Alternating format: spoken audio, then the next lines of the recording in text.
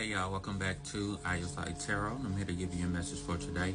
Before we get started, make sure you hit that like and share button, please and thank you. Let's get into it.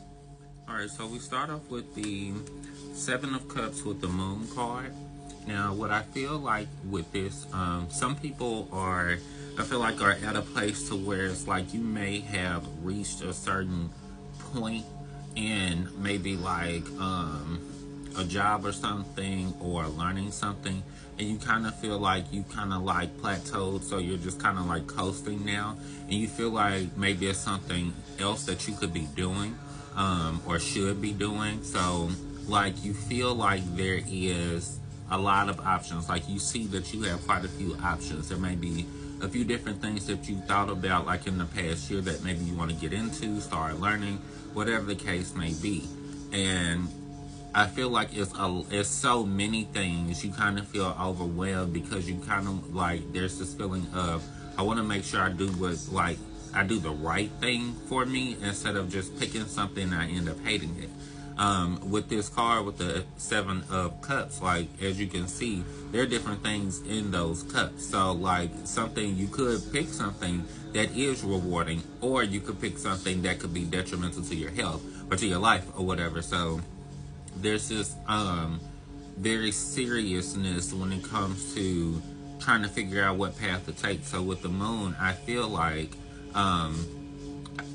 you are being led to go within and let your intuition guide you. Don't listen to, I feel like for some of you, you have a lot of outside forces that are like, you should do this, you should do this, you should do this. You know, everybody's giving their opinion, but the question is, what do you want to do? Like, what calls to your heart? So, you know, and if you are not sure, you need to go within, sit with yourself, meditate, get some type of guidance that only I feel like you can give yourself, because again, you have to follow your heart. So, like, go somewhere, sit down, be quiet, and really think on it. So then we go over to the Nine of Swords with the Ace of Wands. With this, the Nine of Swords is like a never-ending nightmare, and I feel like what the never-ending nightmare is, you not getting out of wherever you are, like becoming comfortable with it and complacent with your situation, and not like, it's enough to make you uncomfortable, but not uncomfortable enough to make you move, like to push you to move. You need to do this for yourself, and I feel like with this Ace of Wands, you'll have an opportunity that'll really pay off for you when you decide to fight that Nine of Swords and get out of your head, out of that complacency of your situation, and say, no, I'm gonna go ahead and do what I gotta do to move. Now we go over to the Strength card with the Eight of Cups. Yeah, Eight of Cups. And with this, I feel like whatever this is that this situation is for you, for some of you, there is a sense of like chaotic, like I feel like there has been a lot of turbulence emotionally. Again, it's like a never-ending nightmare to where it's like you don't really see calm waters, you don't see peace really. And I feel like what this is saying is, with this Strength card, you have to tame that beast of which is the situation, and that's causing a lot of turmoil for you. It could cause you a lot of turmoil just making that decision to do something different and get out of your comfort zone. Because one thing that we definitely have to tame is that feeling for like complacency. I can speak like from experience as a Pisces. I'm a big procrastinator. I've been procrastinating on something that I know I should have been done, like really gotten into like well over a month, maybe 2 months ago or whatever. And there's this thing that I have to tame myself with, getting used to not only doing content or whatever, but doing like longer videos and talking, not only doing readings or whatever, but that's something like that I struggle with because I had to get used to being in front of the camera alone. So it's like, for me, the Strength card is me taming that fear of being like in the spotlight, having the center of attention on me. For you, it could be you not wanting to like It could be simply you not wanting to upset someone that's close to you, that keeps you like in a state of like chaos emotionally, and you don't want to trigger them. But this Eight of Cups, they're walking onto land, they're getting out of the water, they're going to a more grounded place. So with that, they're like, I'm done with all of the like back and forth, all of that. I need to be somewhere stable so I can really move like I need to.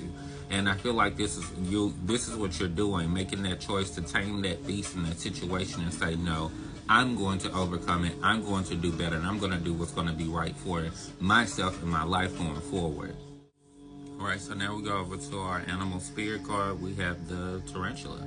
So with this, this is really perfect for this spread because this card like really embodies the message of trust the process. Like the spider is very hardworking. The spider understands like the journey and getting to the destination. They trust the process and they have patience. They know how to take it step by step. And what I mean by that is when you think of a spider will build a web like a home anywhere. You can knock that web down, you can destroy it every single day. And as soon as that spider knows that you done messed up its home, it's gonna get back to work. It ain't thinking about like you holding it up, slowing up the pace, whatever. They know that to live, they gotta make this web. And making this web is going to bring the food that it catches, and they just patiently wait. They go through the process of building it, and then they wait the process or whatever of, you know, catching something or whatever, but they trust that it's going to happen, it's going to work out for them. And for you in this situation, you need to be able to do the same thing when you decide to take this path that you're supposed to be taking forward, and trust that it's for you, it's for your greater good. It may take a while, it may not be as smooth as you want it to be, but you still have to trust the process and trust the like where you know you're trying to get to.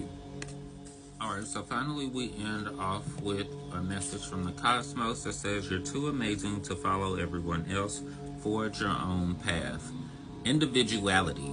You know, this is why I say you need to go within yourself and listen to yourself, because that is who is going to guide you to your fullest potential. It's going to guide you down your destined path. If you trust yourself, really get into with your intuition, with your guides, your ancestors, God, whatever you believe in, like connect to the divine and be led that way. That way you are truly going to, like, you can truly believe that things are going to work out for you, because you are not going by what everybody around you is saying. We all trying to figure it out, you know, and sometimes you got people who think they know more than others. But if you think about, like, when it comes, again, the spider uses the web to catch its prey. You wouldn't see a Venus flytrap talking to a spider saying, yeah, I like your way, but you know, I do it this way. They got two totally different situations going on for how they live or whatever. You know, so like you have to think about that. Everybody, even when you know somebody means well with the information they want to give you to try to help you move forward, you still have to use discernment and figure out if that actually suits you and if it's in alignment with you.